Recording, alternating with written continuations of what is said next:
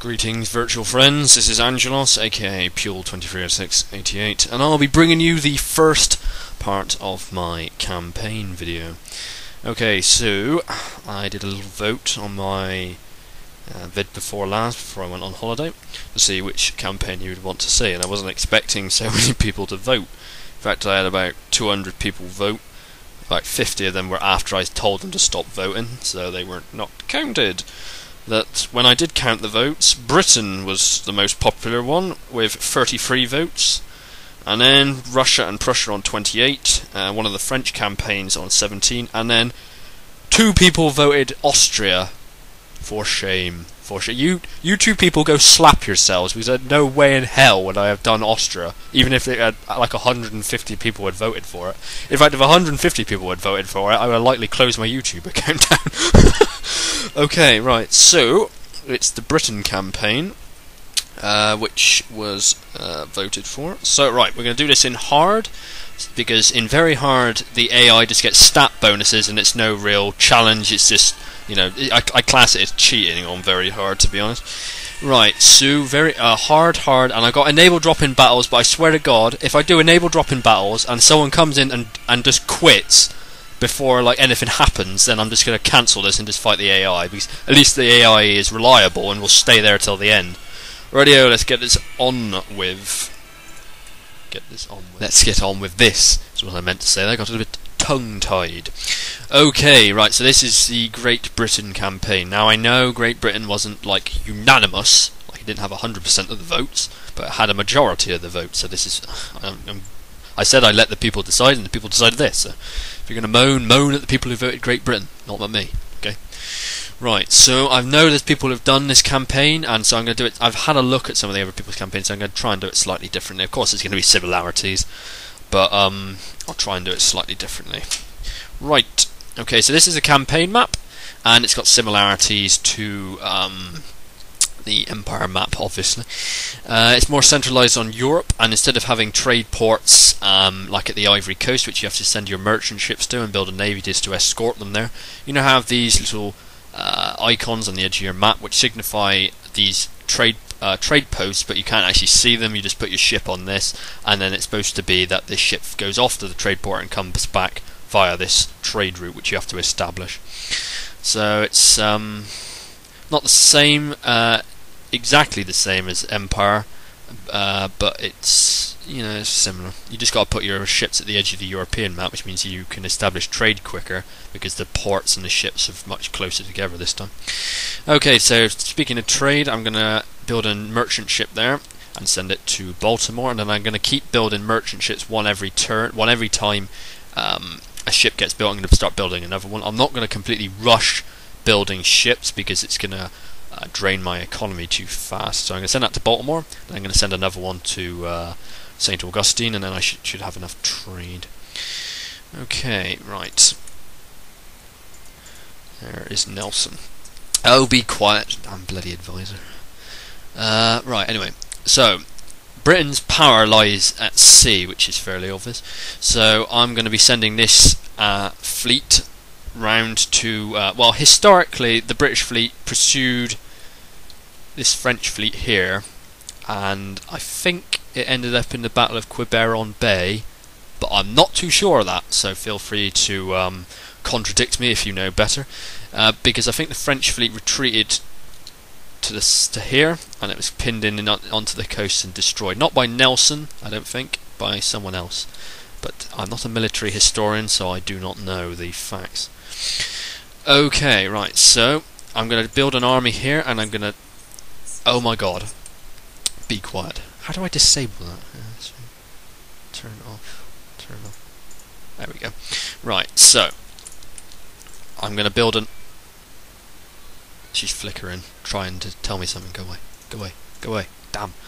Right, so I'm going to build an army here under the Duke of Wellington, i.e. Arthur Wellesley, and I'm going to send him to Spain where he historically landed, but I'm going to do something different than he historically did, because historically he landed in Portugal and then drove through into occupied Spain, and then north, and I think he besieged Toulouse, and that was the end of the That was the end of the Napoleonic Wars, because I think France surrendered after that, but it took a long time for him to get through Spain. Here I'm hoping to get through there much faster. Okay, so I'm going to basically get all the units from all over England and Britain, I should say, Great Britain, and I'm going to form them into a big army at which Wellesley will be in command of, and then embark him on a fleet and land him in Spain. But until that army is created, I'm just going to besiege all the French ports, just to ensure that no French fleets get built near me, just in case they try to invade, which I don't know if they will. Right, okay, so that's done. I've got my agent here. Yeah, things are. If you want to get started on a campaign, you might want to look at the start of my Austrian campaign vid, because it's exactly the same principles applied there will be applied here. So you go into your diplomatic relations and you have a look for opening new trade routes. Okay, let's see if I can form an alliance with Prussia, but I won't. They want me to pay for a trade agreement. I don't think I'll do that. Maybe just request trade straight off. Yeah, bizarre. Right, okay, so let's have a look. What else we got? Form trade agreement with Russia. Good. Right, who else we got? Portugal. I'm going to try and make them become a protectorate immediately. Yeah, I don't want anything to do with that. Or about an alliance. And they want me to pay for a trade agreement. Right, so I'm just going to request a trade agreement straight off, and it's done. So what I don't understand is, like, I do a trade agreement with an alliance attached. They counter it by taking the alliance off and then asking for 400 gold. So I say no, and then I just request a trade agreement straight off, no money, and they accept. Gotta love the AI, gotta love it. Right, okay, what else we got? Mecklenburg, eh? Request a trade agreement with them. Right, that's all done, so that's all trade agreements sorted. Right, research, what are we researching?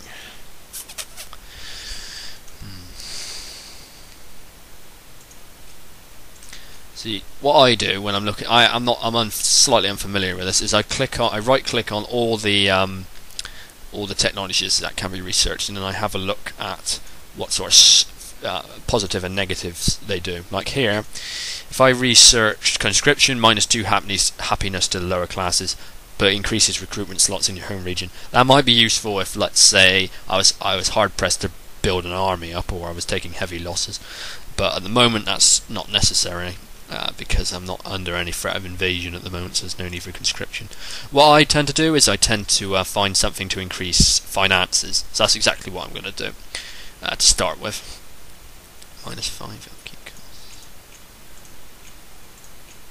I'm going to go for that. Division of labor. 7 turns? So, yeah. 7 turns, 6, 7, 7, 7.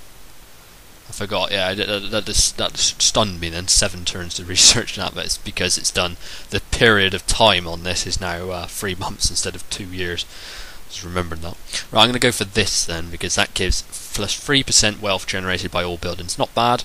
If I keep building buildings, then, you know, globally that will be quite useful, so I'll research that to start with. Don't need any new military things because I'm doing quite alright at the moment. So once that Highlander regiment reaches Wellesley, I'm going to embark them on a fleet, get the British ships out of the ports here, form them into one navy, and then land them somewhere up here. Maybe I'll land them at Pamplona. Oh crap, I forgot I had Gibraltar. We've got anything here. Yeah. Right. So, we've done technology, we've done government, got to do that. We've done diplomatic. Now let's have a look at the government, see if we can fire any ministers. Right, incorruptible. He's very good, so we're not going to get rid of him. He's good, so we're not going to get rid of him. He's definitely good, so we're not going to get rid of him. He is not. Oh, he's crap, morally impaired. Let's fire him, and let's see who we get in his place. A bloke with nothing. Okay, right. Well, it's better than having someone that's morally impaired, in my point of view. Taxes, we'll leave them as they are, because there's no need to increase taxes at the moment. Rightio. Right, so now we've done government. Let's have a look at armies. Oh, there's a foot unit there. Move him out. Make sure we got no crappy units here. King's German Legion. Light Dragoon. Yeah, this all looks quite good.